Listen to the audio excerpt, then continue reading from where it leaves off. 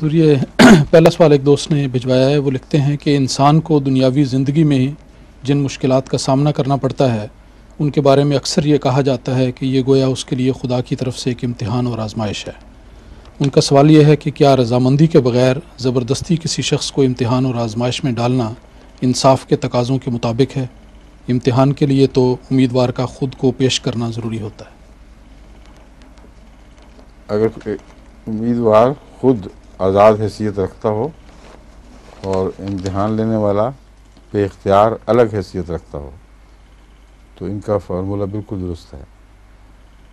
اگر بنانے والے نے کسی چیز کو امتحان کی غرض ہی سے بنایا ہو تو پھر امتحان دینے والے کا اختیار کون سا ہے اس میں، اور ناانصافی کیا ہے؟ لِيَبْلُوَكُمْ أَيُّكُمْ أَحْسَنُ عَمَلًا.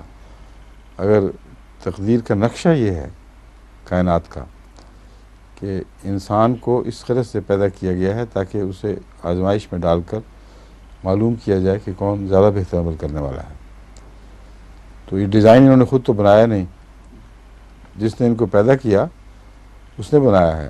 ایک ہی ہے رستہ کہ اس کی دنیا چھوڑ جائیں کہ نہیں ہم نہیں مانتے، لیکن یہ کہیں گے اعتراض کہ میں مسلمان ہوں اور خودکشی کر لوں تو پھر یہ ناجائز ہے میرے لیے.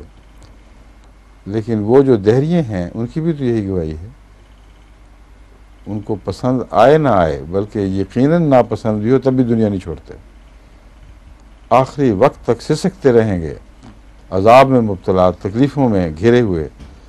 لیکن الا ماشاء اللہ اتنی تھوڑی پرسنٹیج ہے وہ جو ذہنی توازن کے بگڑنے کا نشان کی علامت ہے، ورنہ انسان بحیثیت انسان ساری زندگی مصیبت میں کاٹ لے گا مگر دنیا نہیں چھوڑنا چاہتا.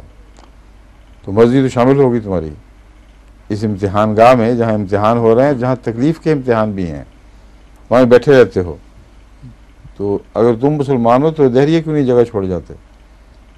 فطرت کی گواہی ہے کہ تمہاری فطرت اس چیز پر آمادہ ہے، اور صرف جو زندگی کا احساس ہے یہ کتنی بڑی نعمت ہے کہ اس شعور کے ساتھ تم چمٹے رہتے ہو.